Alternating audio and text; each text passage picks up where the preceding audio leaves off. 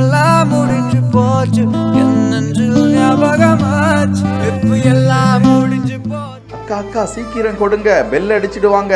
இன்டர்வெல்ல கிடைச்ச கேப்ல தீனி வாங்கி காக்கா கடி கடித்து பகிர்ந்து உண்ட காலம். எல்லாம் ஒன்னா வாழ்ந்தோம், சந்தோஷமா இருந்தோம். அங்க காசு பணம் சாதி மதம் பெருசு கிடையாது. காற்றோடு ஓடி மழை தண்ணீர்ல ஆடி செல்லும் காலங்கள் கோடி ரூபா கொடுத்தாலும் திரும்ப வருமா?